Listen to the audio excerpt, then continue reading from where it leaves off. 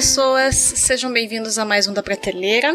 Eu sou a Tamires Palma e estou pelo segundo mês consecutivo sozinha para conversar com vocês a respeito de um livro que eu gosto muito. O livro é o Ainda Estou Aqui, do Marcelo Rubens Paiva, como vocês podem ver.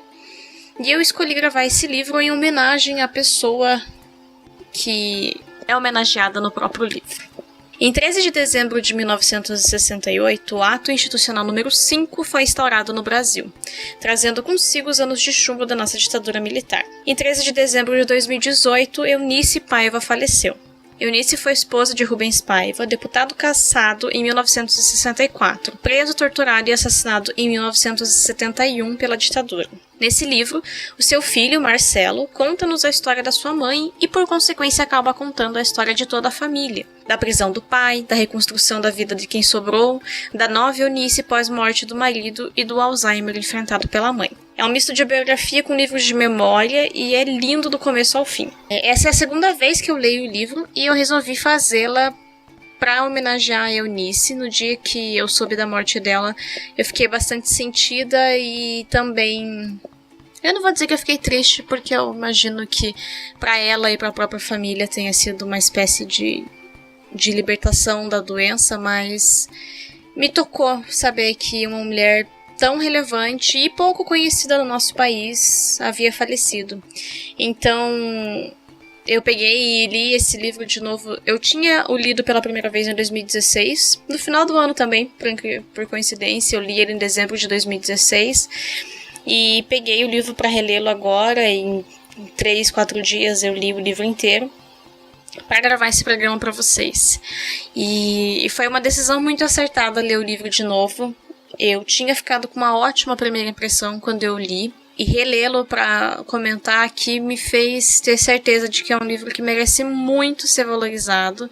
O livro foi publicado em agosto de 2015 e o Marcelo Rubens Paiva tem vários outros títulos, tá? Ele é um autor, um romancista, ele tem uma espécie de biografia dele que se chama Feliz Ano Velho, que ele conta o processo do acidente que ele sofreu e o deixou tetraplégico.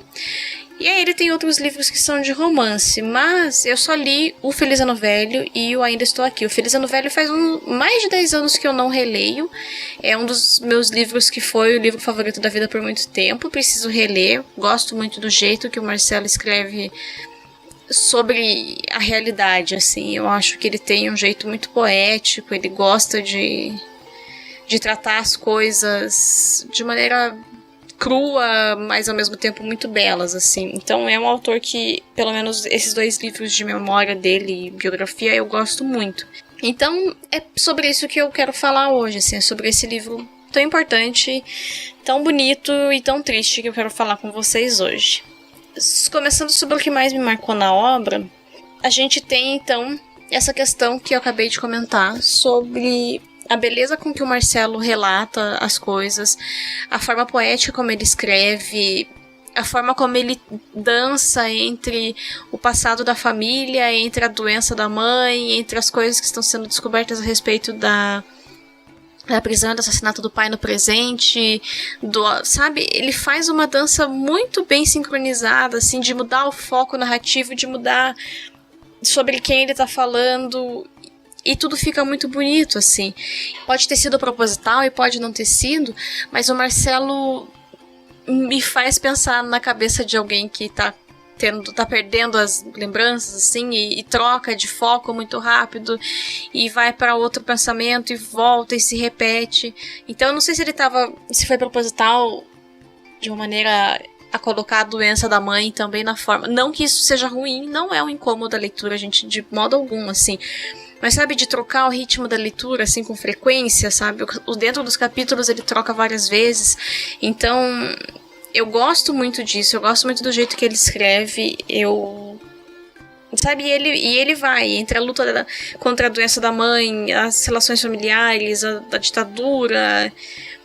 Como eu disse, é um livro que é muito triste, assim, porque a gente tem alguns momentos de beleza, alguns momentos de leveza entre a família do pai e a família da mãe, né, todos os agregados, mas a vida dele é permeada pelas lembranças e pelo sofrimento do sumiço do pai, principalmente. O pai dele sumiu em 71, quando o Marcelo tinha 11 anos. Então, sabe, é muito tempo, assim, muito tempo. Ele era muito criança e faz muitos anos que o pai sumiu. Então, a vida da família foi sabe, de maneira, sei lá, de maneira irremediável. Ela foi marcada porque o pai sumiu e eles só souberam, em tese, o que aconteceu com ele e com o seu corpo em 2014, sabe? Então, é muito tempo, gente, pra você viver com essa sombra da ditadura na cabeça. E isso a gente sente no livro, assim, sabe? A gente sofre junto. Eu que já tinha lido Feliz Ano Velho e já sabia disso, e já era... Eu amava o Marcelo Rubens Paiva pelo que ele é no Feliz Ano Velho. E foi uma paixão de adolescente, assim. O Marcelo jovem do livro foi uma paixão que tive durante a minha adolescência. Então eu sofria junto, lendo sobre o sofrimento da família dele, porque eu já tinha essa identificação com eles. Mas eu imagino que mesmo quem não tem essa identificação vai sofrer junto, sabe? Porque é muito triste ouvir tudo que ele fala, tudo que a família passou. Só que é um livro muito importante, gente. É um livro que, sabe, faz a gente refletir, faz a gente pensar no nosso país, pensar no que a gente quer pro futuro, como que a gente vai lidar com o passado. Ai, tem muita coisa e eu já tô me adiantando na pauta aqui. O segundo ponto que me marca muito tem a ver, então, com todo o relato envolvendo a prisão e a morte do Rubens Paiva. E com sabe, as consequências que a família viveu, como que a família lidou com isso ao longo dos anos. A Eunice, ela nunca demonstrou a dor dela pela morte do marido de maneira pública. E ela incitava os filhos a fazer o mesmo, assim. O Marcelo cita com frequência no livro que a mãe queria mostrar que a prisão e a tortura que viveu não quebraram ela por dentro, sabe? Porque ela ficou presa 12 dias, ela foi presa no dia seguinte que o marido foi presa, e ela passou por tortura, embora nunca, pelo que ele fala no livro, ela nunca contou pra família, pros filhos, o que aconteceu, mas ela não se deixou abater, assim, pros outros, sabe, ela era uma mulher formidável, ela é um dos pontos que eu vou falar pra frente, assim, ela é uma mulher incrível, e ela incitou desde sempre nos filhos o sentimento de que a gente precisa fazer justiça, mas a gente não pode lutar por vingança. E no nosso país, que ainda 50 anos depois está tão polarizado, com tanta coisa em risco, com tanta coisa no fio da navalha, com 2019, né, acortinando aqui na nossa frente, e um futuro incerto, e um futuro que a gente teme. Lê a voz dessa mulher, assim, lê as coisas que ela... Eu tô emocionada, tô quase chorando aqui. Lê as coisas que ela defendia pros filhos e defendia pro país, e o projeto político que ela tinha pro país, assim, ela teve uma participação política na redemocratização do nosso país. É uma coisa que eu acho que é importante, sabe? Por mais que seja dolorido ver que muita coisa tá acontecendo de maneira muito semelhante e que a gente tá num cenário sombrio e tudo mais, a gente já teve pior do que tá hoje. E pessoas que sofreram na pele coisas muito piores do que a maior parte de nós pode dizer que sofreu, estavam lutando por um mundo pacífico, sabe? Por um mundo onde a justiça é feita, mas não se busca vingança. E eu realmente tô chorando falando isso, assim, porque me toca muito, sabe? Esse livro me toca demais. Eu acho que é uma leitura essencial para todos os brasileiros, mas se, né, não todos os brasileiros o lerem, que pelo menos todo mundo que tá se sentindo perdido, desamparado, desesperançoso.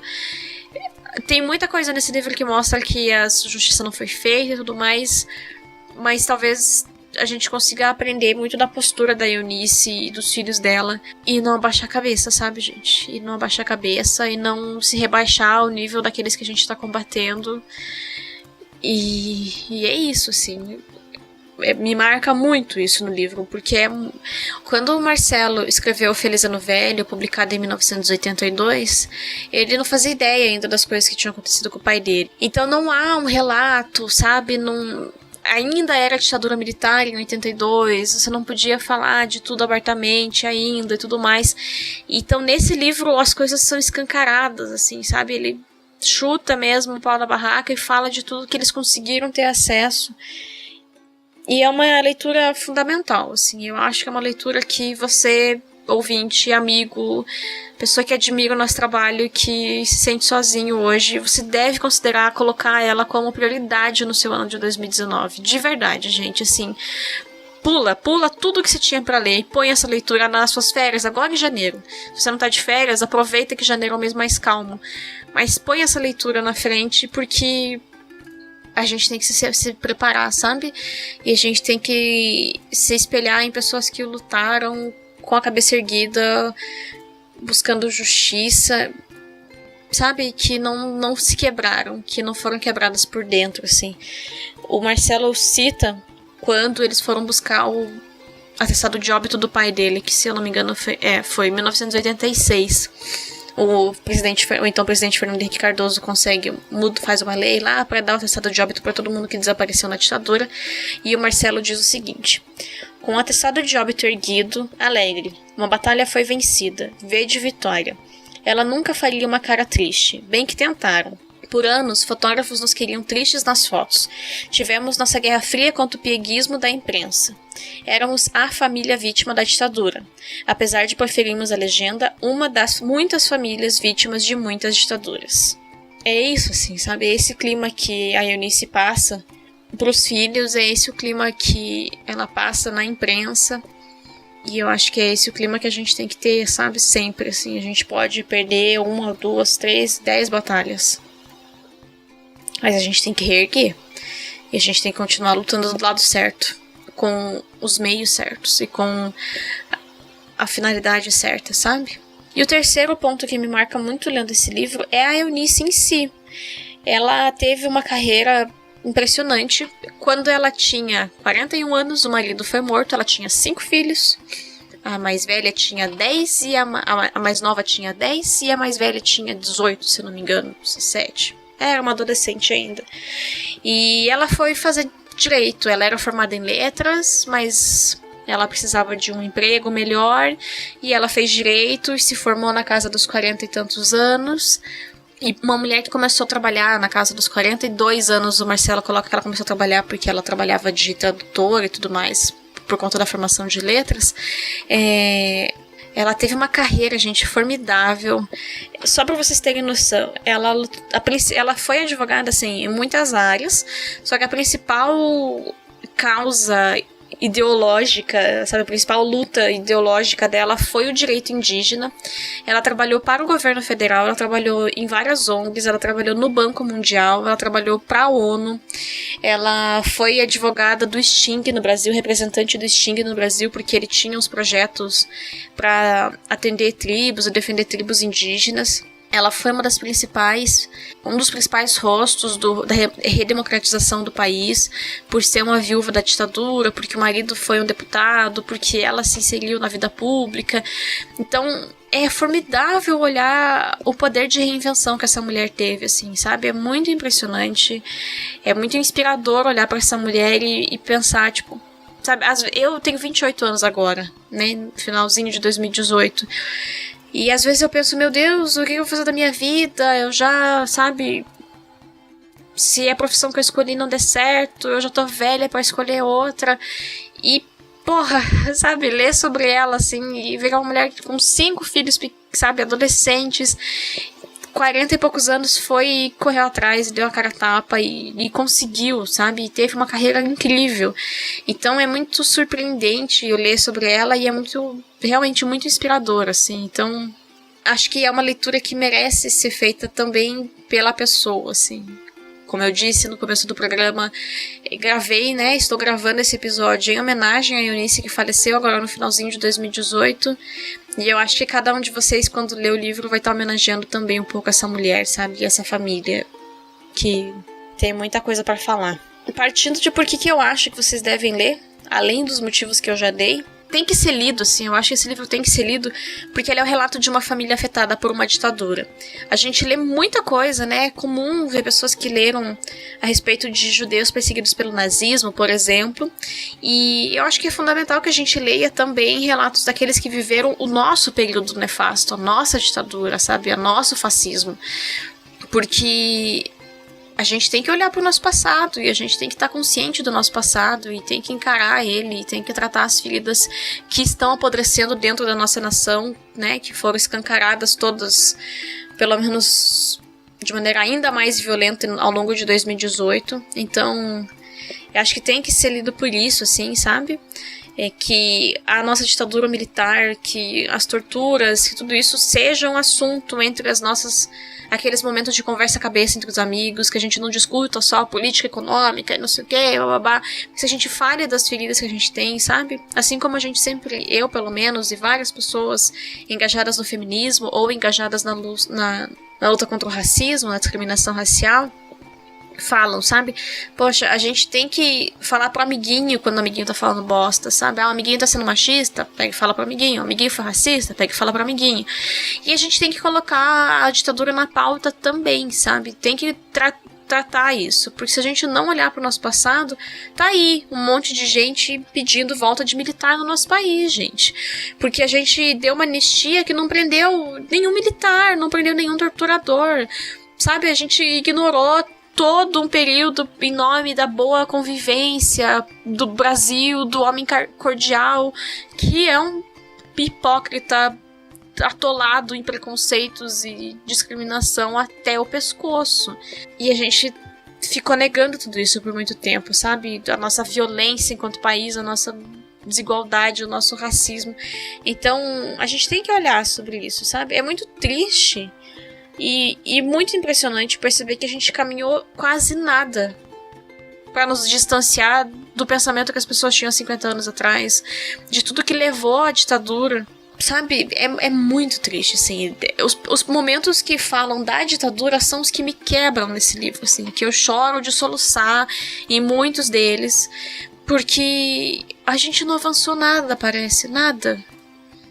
E a gente teve, né, uma democracia que tá periclitante, mas a gente teve uma democracia e a gente não cresceu, a gente não evoluiu, a gente não colocou a política na pauta. As pessoas falam que política, futebol e religião não se discute. Tem que discutir política sim, gente. E com quem você quiser considerar, discuta a religião também. Não discute com qualquer idiota que você vai perder seu tempo, mas política tem que ser discutida, gente, com todo mundo. De maneira respeitosa, às vezes de maneira mais exacerbada, mas tem que ser discutida, porque a gente não fala de política, a gente não vive política. E a gente aceita qualquer bosta que colocam na nossa goela enquanto país, né?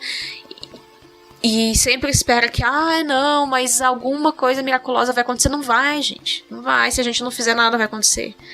Então, que o seu mote para 2019 seja discutir política, não necessariamente os políticos atuais, que, né, tá foda, e não o nosso, sabe, o nosso momento atual, mas ir pescando coisas que deem para ser conversadas, para ajudar as pessoas ao seu redor se engajarem, a se motivarem, a estudarem o nosso passado, para tentar entender o nosso presente, gente, sabe, que a gente tenha mansidão para fazer isso de maneira adequada, mas que a gente tenha sanha, que a gente tenha ânimo para fazer isso de maneira visceral e apaixonada e motivada pelos motivos certos, sabe?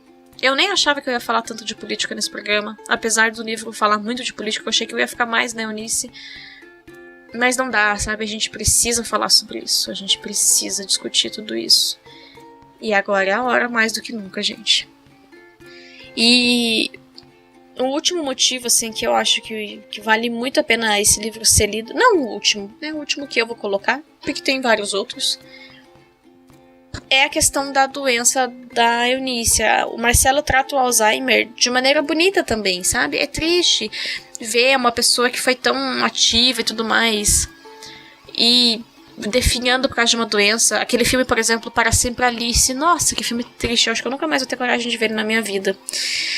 Mas o Marcelo trata de maneira que eu, que sou leiga, de tudo do Alzheimer, sei, mas, né, sei que é uma doença degenerativa do cérebro e tudo mais, só que assim, eu sou bem leiga, então o jeito que ele trata é um panorama muito bom sobre a doença, sobre as ações da doença na pessoa, as consequências na família. Eu acredito que bons escritores tiram beleza do sofrimento humano. Mesmo no sofrimento humano eles encontram beleza. E o Marcelo faz isso de maneira muito legal, assim. Os capítulos que são, pelo menos os pedaços, né, que às vezes não é um capítulo inteiro, mas os trechos que falam sobre a doença da mãe, ele consegue colocar coisas bonitas, coisas do cotidiano que fazem, sabe, a vida ter sentido. É formidável, gente. Sério, falta palavras, assim, pra descrever esse livro. É um livro que eu não tenho físico, mas é um livro que eu quero muito ter físico, porque é um livro pra pegar e abrir de novo de vez em quando. É um livro pra emprestar para amigos, sabe? Para os filhos lerem no futuro. A minha mãe me fez ler o Feliz Ano Novo. A primeira vez que ela me deu o livro eu tinha uns 10 anos, eu acho. E eu fiquei traumatizada com o começo do livro, já com ele internado na UTI, não conseguindo fazer cocô, e gente tendo que mexer ele tudo. Eu fiquei horrorizada. Aí peguei o livro de novo lá pelos 17, 18, bem mais velha, né? Quase o dobro de idade. E naquele momento eu me apaixonei, assim. Mas era um livro que, mesmo tendo ficado traumatizada quando tentei ler a primeira vez, eu queria ler, porque era um livro que a minha mãe gostava, era um livro que minha mãe sempre falava bem, que ela sempre citava.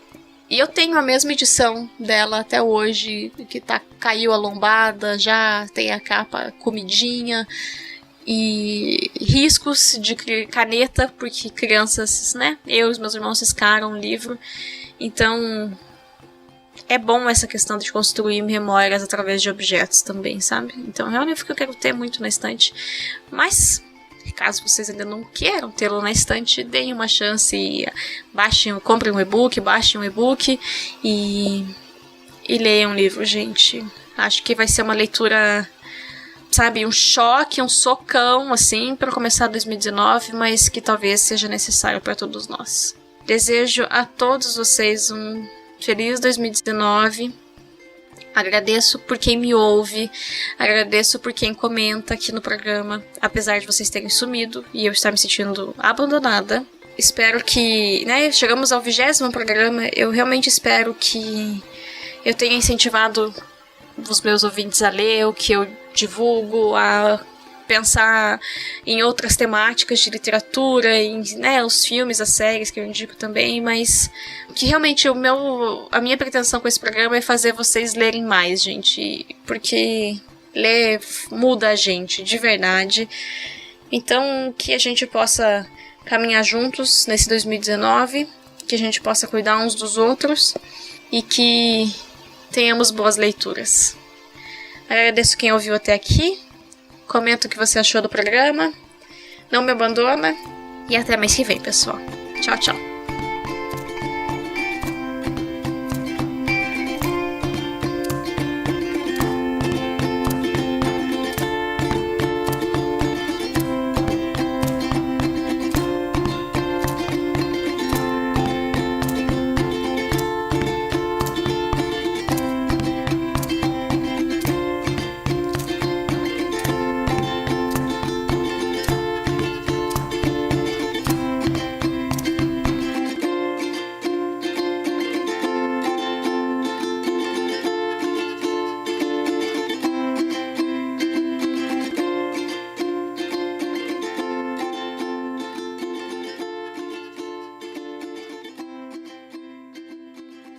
Mamãe!